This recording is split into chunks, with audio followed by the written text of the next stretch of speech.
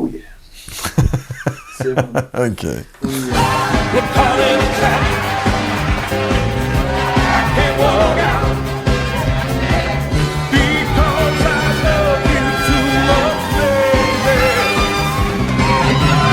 Ben, nous arrivons au dimanche, donc le jour du Seigneur. Donc on s'était renseigné pour trouver une bonne paroisse pour aller à une messe gospel. Et donc la plus proche, elle était à un peu moins de 800 mètres près de notre hôtel. Donc c'était la paroisse de Al Green, donc le chanteur soul, mais qui s'est reconverti en tant que révérend. Et donc il a construit une église gospel à Memphis. On voyait bien qu'on était des touristes, hein. Il y avait des locaux, il y avait d'autres touristes aussi. On a croisé des Belges et des Français qui étaient là aussi. Et il y avait tous les locaux qui étaient là, qui venaient avec leur petit tambourin pour participer à la messe gospel. Donc on voit l'orchestre qui s'installe, les choristes, le révérend qui vient. C'était vraiment une ambiance très particulière. Et même si je suis pas croyant pour un bal, tu sentais quand même cette petite émotion qui venait quand il chantait, qu'il dansait, etc. Et qui vivait la messe, quoi. Tu avais des personnes qui rentraient en transe, qui étaient là, yeah, Jesus!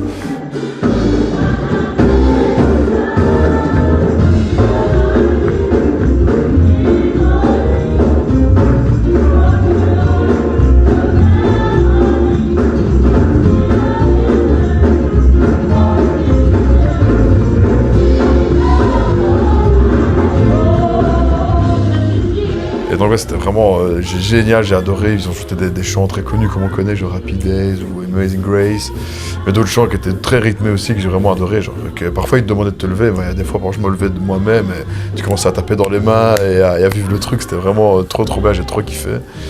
Ça transcendait quand même, quoi. Genre tu sentais, tu vivais la chose, quoi. C'était un concert quasi de gospel. Et après, le chauffeur Uber est venu nous rechercher pour aller au diner. On est retourné au diner, c'est là où Elvis mangeait ses beurre de cacahuète, banana sandwich. Là, on avait réservé la place où il mangeait habituellement. Les serveurs se sont trompés, ils nous ont servi 2 fois le sandwich. Donc on a eu notre repas du soir qui était offert parce qu'on n'a pas dû payer. Encore une fois, là, il y a des gens qui sont venus demander pour faire des photos. Qui étaient là, ah, c'est marrant, vous êtes là à la même place que lui.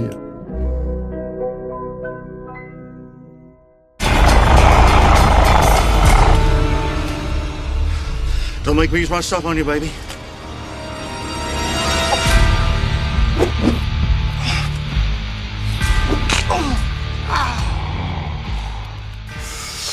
Du coup, la journée 8, c'était une journée un peu plus repos. Genre, on est resté à l'hôtel, on a fait des petites emplettes pour les souvenirs, la journée,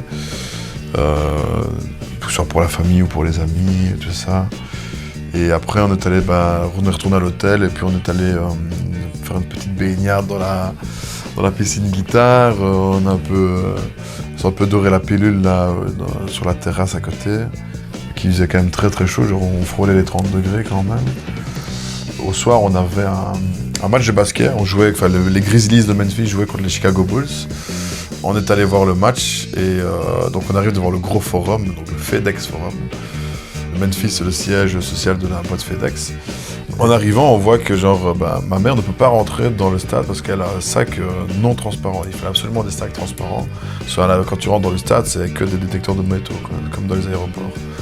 Donc on dit, comment est-ce qu'on peut trouver un sac? Et tu avais des marchands comme ça là, dans la rue qui vendaient des sacs, $10, donc des petites sacoches comme ça pour justement pouvoir rentrer dans le stade, quoi.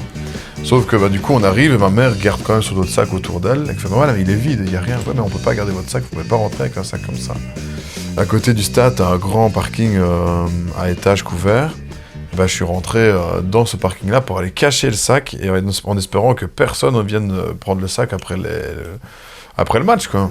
Donc on est rentré avec son sac transparent, allé voir le match, une folie, quoi. Donc les Chicago Bulls et Memphis Grizzlies. C'était vraiment une ambiance de dingue, vraiment ambiance à l'américaine avec des effets sur la cam. Il n'y en a pas eu la Kiss Cam, mais on a eu quand même des effets cam. La mascotte qui tire avec des canons, les t-shirts dans la foule.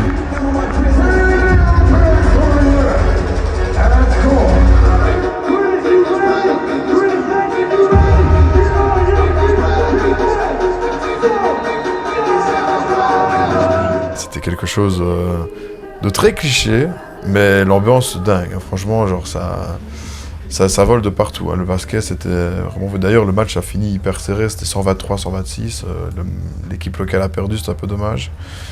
Mais ouais, ambiance de dingue, on était quand même bien placés. C'était très haut, c'était très grand. C'est unique comme type de match. C'est pas ici en Europe qu'on aurait des ambiances comme ça, que ce soit au basket, au foot ou ailleurs. Quoi. Donc c'était vraiment chouette. Là, on a goûté les fameux hot dogs dans le stade, donc un hot dog mais à bazar, avec oignons, crème fromagère et des chips aussi dedans. Quand tu descendais pour aller dans le couloir pour prendre des boissons ou autres et que tu descendais des gradins, c'était très pentu. Moi je me tenais bien parce que genre t'étais là, oh, ça descend fort. Quoi. Mais ouais, le stade était pas plein, mais il était quand même très grand et très bien rempli. Quoi. On va à la boutique souvenir, j'ai pris un gant Memphis, etc., des gros gants. On ressort du stade et oui, je retourne chercher après le sac et par chance il était toujours là. Ouais. Donc on a tout remis dans l'autre sac. Et voilà, puis on est allé reboire un dernier verre, puis dans un autre bar qu'on n'avait pas encore fait sur Beale Street, et puis on est rentré à l'hôtel, quoi. Bonne petite soirée bien chouette, quoi.